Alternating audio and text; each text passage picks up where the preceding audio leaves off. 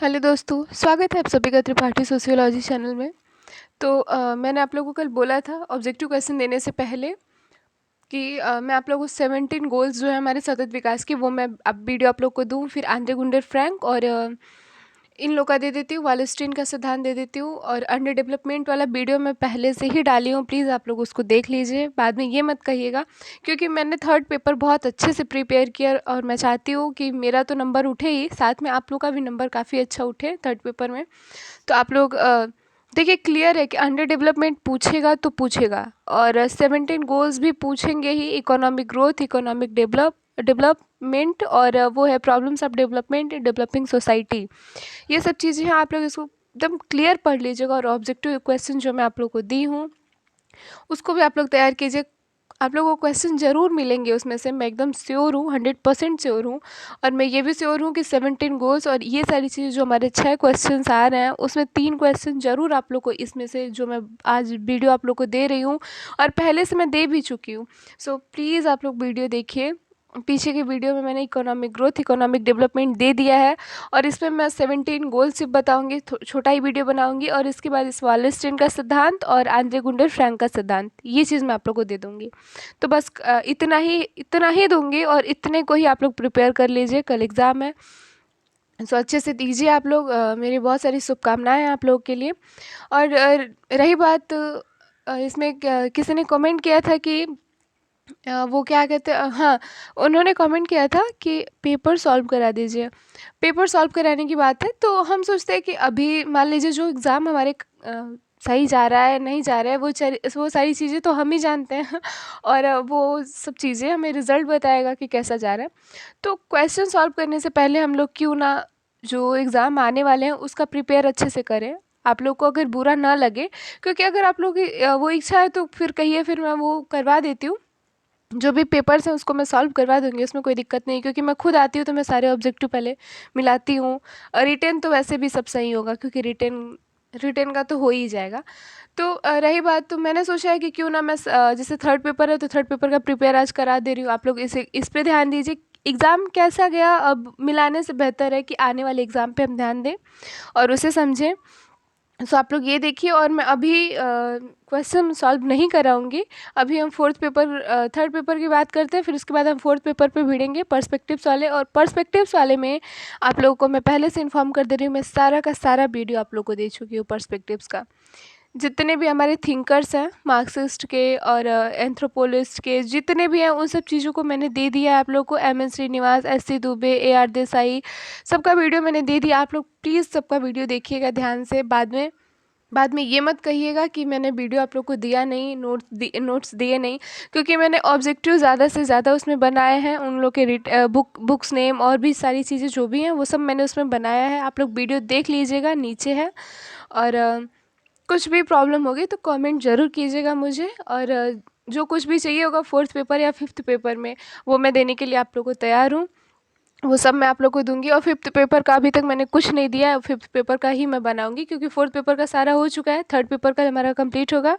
और उसके बाद मैं सीधे फिफ्थ पेपर पे भिड़ूंगी, और उसके जो भी नोट्स हैं, वो सारी चीज़ें, ऑब्जेक्टिव जो भी चीज़ें हैं, वो सब मैं आप लोग को दूंगी। फोर्थ पेपर का वीडियो आप लोग देख लीजिएगा, कमेंट कीजिएगा। अगर उसमें भी कुछ इश्यूज़ होंगे, आप लोग को कुछ परेशानी होंगे, तो मैं हूँ आप लोग के साथ, मैं हैंडल करूँगी उसको, मैं बताऊँगी जो हो सकता है मुझसे, मैं वो सब कुछ करूँगी। तो आज हम 17 गोल्स देखते हैं सस्टेनेबल डेवलपमेंट के। तो वीडियो स्टार्ट करने से पहले मेरा आप लोगों से रिक्वेस्ट है, मेरे वीडियो को लाइक कीजिए, शेयर कीजिए, सब्सक्राइब कीजिए, और ज़्यादा से ज़्यादा शेयर कीजिए इसको, स्टूडेंट तक इसको पहुंचाते रहिए, और कमेंट करते रहिए, और मुझे ऐसे ही सपोर्ट करते रहिए। थैंक यू सो मच मेरी वीडियो को देखने के लिए, और इसे शेयर करने के लिए, कमेंट करने के लिए। और मेरी मेरी पढ़ाई हुई चीज़ें आप लोगों तक पहुंच रही है, आप लोग को समझ आ रही है, इससे अच्छी बात मेरे लिए कुछ और हो ही नहीं सकता। बहुत सही है ये।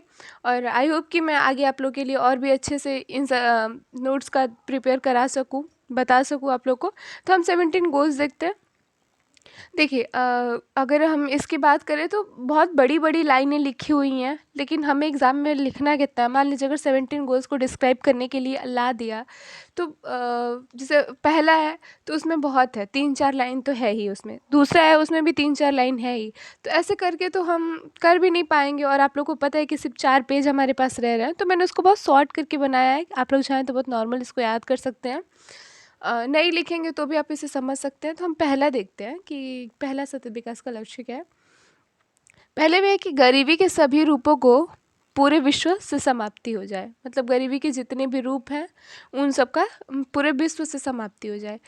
17 गोल्स को कब से कितना बनाया गया? 2015 से बनाया गया है और 2030 तक इन 17 लक्ष्यों को पूरा करने का संकल्प लिया गया है कि मतलब कोशिश कोशिश किया जा रहा है कि ये सारी चीज़ें पूरी हो सके। जिसमें पहला क्या है कि गरीबी के सभी रूपों को पूरे विश्व से समाप्त कर दिया जाए। दूसरा है भूख की समाप्ति हो जाए। खाद्य सुरक्षा, जब गरीबी जाएगा तो अपने आप भूख की समाप्ति हो ही जाएगी। खाद्य सुरक्षा और बेहतर पोषण और टिकाऊ कृषि को बढ़ावा दिया जाए। तीसरा है सभी आयु के लोगों में स्वास्थ्य सुरक्षा और स्वस्थ जीवन को बढ़ावा दिया जाए। चौथा है समावेशी और न्याय संगत गुणवत्ता युक्त शिक्षा सुनिश्चित करने के साथ ही सभी को सीखने का अवसर देना चाहिए। पांचवा है लैंगिक समानता प्राप्त करने के साथ ही महिलाओं और लड़कियों को सशक्त बनाया जाए। छठा है सभी के लिए स्वच्छ पानी के सतत प्रबंधन की उपलब्धता सुनिश्चित करना, ये इसका छठवां है। सातवां है सस्ती विश्वसनीय टिकाऊ और आधुनिक ऊर्जा तक पहुंच सुनिश्चित करना। आठवां है सभी के लिए निरंतर समावेशी और सतत विकास पूर्ण रूप और उत्पादक रोजगार तथा बेहतर कार्य को बढ़ावा देना। नौवां है लचीले बुनियादी ढांचे समावेशी और सतत औद्योगिकरण को बढ़ावा देना। और 10वां है देशों के बीच और देश के भीतर असमानता को कम करना। 11वां है सुरक्षित लचीले और टिकाऊ शहर और मानव बस्तियों का निर्माण करना। 12वां है अस्थायी खपत और उत्पादन पैटर्न को सुनिश्चित करना। 13 है जलवायु परिवर्तन और उसके प्रभाव से निपटने के लिए तत्काल कार्रवाई करना।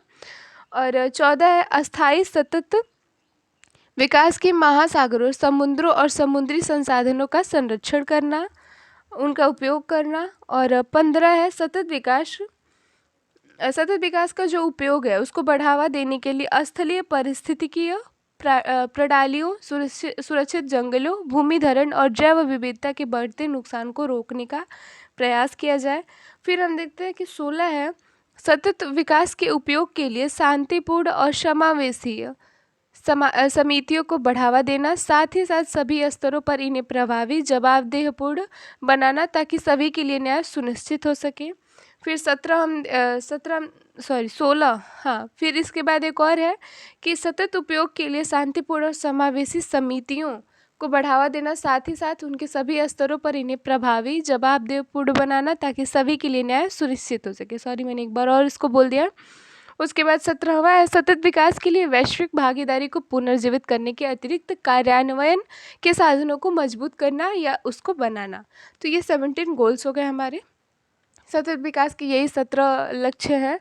और इसमें इस 17 लक्ष्य में 169 निशाने हैं। जैसे कि मान लीजिए गरीबी के जैसे ये पहला है हमारा कि गरीबी के सभी रूपों को पूरे विश्व में समाप्त कर दिया जाए। तो गरीबी के तो अलग ही मतलब अलग अलग प्रकार के रूप हैं, तो निशाने अलग हो गए। जैसे मान लीजिए किसी के पास गरीबी कपड़े की है, तो किसी के पास गरीबी मकान की है, किसी के पास रोटी की है। तो ऐसे करके जो गरीबी के भी प्रकार हैं, कई प्रकार, ठीक।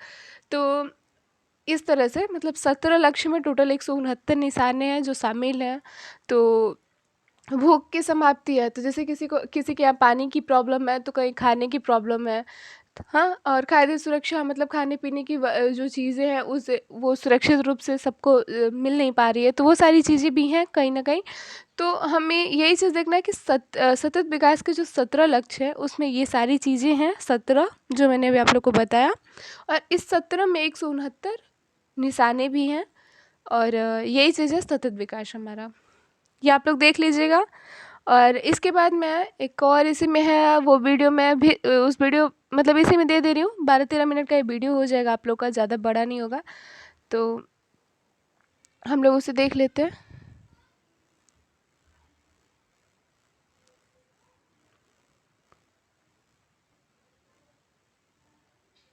इसमें हम देखते हैं इमैनुअल वालेस्ट्रिन का विश्व व्यवस्था का सिद्धांत। मैंने बोला था ना, इमैनुअल वालेस्ट्रिन और वो है आंद्रे गुंडर फ्रैंक है इन लोग के सिद्धांत को देने के लिए।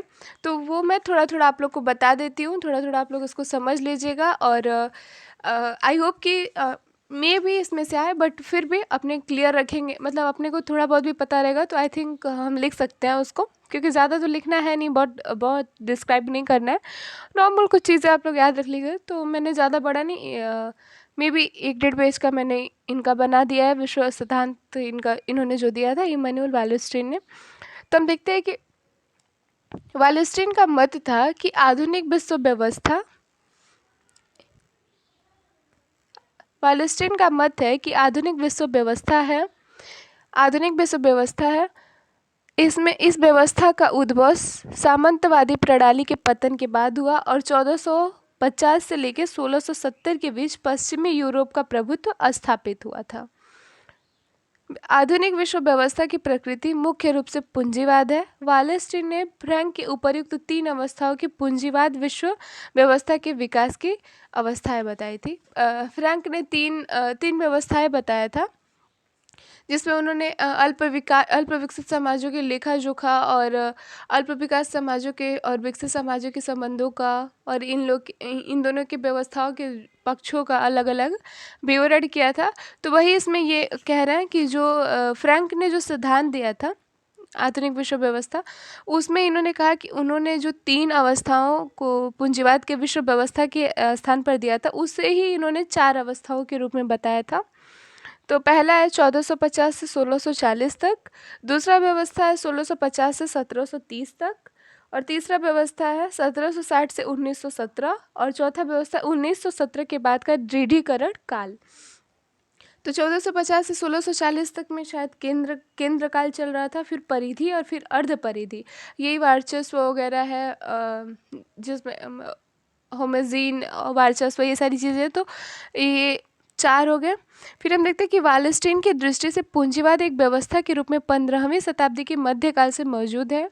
पश्चिमी यूरोप में 1150 से 1300 के मध्य गंभीर संकटों का सामना किया है। इस संकट की प्रतिक्रिया में विश्व आर्थिक व्यवस्था का विकास हुआ और इसने ज़्यादातर देशों को अपने प्रभाव में सम्मिलित कर लिया।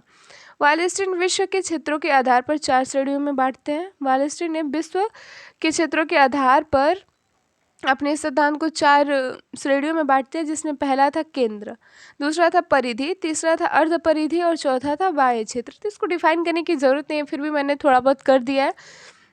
बस बहुत कम चीज़ें मैंने इसमें बताया, और जो भी बताया इसमें काफ़ी अच्छी अच्छी चीज़ें मैंने देख के 1-2 लाइन में इसको कर दिया कि अगर बाय द वे ये चीज़ आ गया तो आप उसे डिस्क्राइब करके लिख सकते हैं। तो इन्होंने जो वालेस्ट्रिन ने जो विश्व के क्षेत्रों के आधार पर जो 4 श्रेणियों में से बांटा था, तो उसमें पहला था केंद्र। तो केंद्र जो था वो उत्तर पश्चिमी यूरोप में था, जो 1450 से लेकर 1617 के दौरान के पहले केंद्रीय क्षेत्र के रूप में विकसित हुआ था। इसमें क्या होता था कि जैसे मतलब केंद्र में ज़्यादा से ज़्यादा अमीर लोग रहते थे। जो अमीर देशों में देखा जाए तो इंग्लैंड है, फ्रांस है, हॉलैंड है, मतलब ये सब इस क्षेत्र के अंतर्गत आते थे। फिर परिधि में ज़्यादा से ज़्यादा गरीब लोग रहते थे।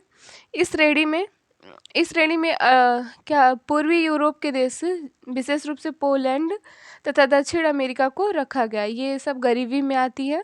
फिर अर्ध परिधि का क्या हुआ कि जो केंद्र था और जो परिधि था, इन दोनों के बीच की स्थिति को इसमें रखा गया। जैसे केंद्रीय क्षेत्र में वे जिनकी अर्थव्यवस्था में गिरावट आ रही है, तथा परिधि जिनमें इनका सुधार हो रहा हो। मतलब यही कि केंद्र में अमीरी और परिधि में गरीबी इसमें रखा गया है। तो मतलब इसमें इन दोनों को मिक्स करके रखा गया है, इन दोनों के संबंध को। तो वैसे देश पुर्तगाल और स्पेन का है। बाह्य क्षेत्र में हम देखते हैं कि इनकी अपनी स्वयं की अर्थव्यवस्था होती है। इस क्षेत्रों के देशों द्वारा आंतरिक व्यापार को अत्यधिक महत्व दिया जाता है और इस क्षेत्र का सबसे बड़ा उदाहरण है। वालेस्ट्रिन के विश्व व्यवस्था के कुछ प्रमुख लक्षण भी हैं। इन्होंने पूंजीवादी विश्व व्यवस्था है, मतलब यह पूंजीवादी विश्व व्यवस्था है। इस अर्थव्यवस्था में केंद्र के क्षेत्र को सर्वाधिक फायदा हुआ है तथा परिधि के क्षेत्र को सर्वाधिक नुकसान उठाना पड़ा है। जो केंद्र है उसे तो फायदा हुआ है, परंतु जो परिधि है उसे नुकसान हुआ है। उठाना पड़ा है। ऐसा भी नहीं कि केंद्र के सभी लोग अमीर और परिधि के सभी लोग गरीब हो गए हैं, मतलब ये चीज़ भी नहीं हुआ। पूंजीवाद की विषमताओं को और तीव्र किया गया है और अब तक की दुनिया में जिस तरह का विकास हुआ है सब उसने सबको समृद्ध बनाने की वजह सामाजिक आर्थिक विकास को खाई की ओर और अधिक चौड़ा किया है। मतलब जो पूंजीवाद आया, पूंजीवाद मतलब मैंने वीडियो बनाया है पूंजीवाद पे, कैपिटलिज्म पे। तो हम देखते हैं कि पूंजीवाद जो था वो स्टार्टिंग में कितना मतलब एकदम ऐसा दिखाया गया कि वो बहुत सही है, बहुत फ़ायदे वाली चीज़ है, और बाद में उसे जैसे मान लीजिए कोई है जो पेन बना रहा है, ठीक है, अगर हम रख लेते हैं कि वो पेन बना रहा है और वो पर पेन जो है उसका वो 3 रुपए का एक पेन बेच रहा है, फिर वो थोक पे उस पेन को बेचने लगता है गांव में। तो थोक पे बेचने लगता है तो बाहर वाले अगर उसे आके खरीदते हैं तो वो तीन मतलब एक एक पेन जो है वो 3 रुपए में अगर दे रहा है तो वो ऐसे ही 5 पेन को लेके जाते हैं। 15 रुपए के बजाय वो 10 रुपए में उस पेन को लेके जाते हैं और बाहर ले जाके वो उसे 15 रुपए का बेचते हैं। तो इसमें उस चीज़ का फ़ायदा होता है। यहाँ पे उनको ये दिखाया जाता है कि आपका एक पेन के साथ मान लीजिए गाँव में एक पेन बिकेगा, मैं आप लोग का 5 पेन लेके जा रहा हूँ। हाँ, तो यहाँ पे पूंजीवाद जो है वो पहले अट्रैक्ट करता है और बाद में इंसान को, जैसे हमारा जियो का सिम ही ले लीजिए। जियो का सिम जो था पहले स्टार्टिंग में आप लोग को पता होगा कि शुरुआती में कितना फ्री में जियो का सिम बटा था ना।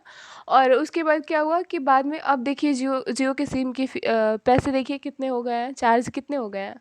और वो तो छोड़िए, रिचार्ज की बात नहीं कर रही हूँ, मतलब सिम लेने में ही चार्ज कितने लग रहे हैं, अपने फ्री में बांटा गया। और बाद में जब लोग जियो की तरफ ज़्यादा अट्रैक्ट हो गए और जियो में मतलब घुल मिल गया, उसमें शामिल हो गए, तो उसकी महंगाई को बढ़ा दिया गया ताकि फिर भी लोग खरीदेंगे। और यही चीज़ है। तो इसी तरह से पूंजीवाद बढ़ता जाता है। तो ये जो तीसरी दुनिया थी पूंजीवाद की, तीसरी दुनिया में आप फ्रांस था, या आप अमेरिका को भी रख सकते हैं उसमें, भारत था अपना, पाकिस्तान भी था। पाकिस्तान जो था वो गरीबी के कारण था पूंजीवाद मतलब ये सब तीसरी दुनिया के अंतर्गत आने वाले देश हैं जो पूंजीवाद के समय, जब पूंजीवाद स्टार्ट हुआ था और पूंजीवाद का चरण जब बहुत फैला हुआ था उस समय की ये बात है। तो इन्होंने विश्व व्यवस्था के सिद्धांत में वही पूंजीवाद को ही डिफाइन किया है, मतलब डिस्क्राइब किया है, वही चीज़ें इन्होंने बताया है। तो हमने इन वालेस्टीन के सिद्धांत को भी देख लिया, 17 गोल्स भी देख लिया। ये लो आप लोग वीडियो पॉज कीजिएगा, लिखिएगा, और इसके बाद मैं आप लोग को तुरंत कुछ ही देर में एक वीडियो दूंगी आंद्रे गुंटर फ्रैंक का, वो देख लीजिएगा और उसके बाद से हमारा ये कंप्लीट हो जाएगा। हाँ, देखते हैं रात तक अगर मैं कोशिश करती हूँ 2-4 बुक्स नहीं मिल जाने को, क्योंकि मैंने बोला था तो वो वीडियो मैं किसी भी तरह रात तक तो मैं आप लोग को दे ही दूँगी वो वीडियो, सो देख लीजिएगा आप लोग उसे भी, और सिद्धांत को भी। So guys, thank you so much. Video देखते रहिए, लाइक कीजिए, शेयर कीजिए, सब्सक्राइब कीजिए और कमेंट करते रहिए।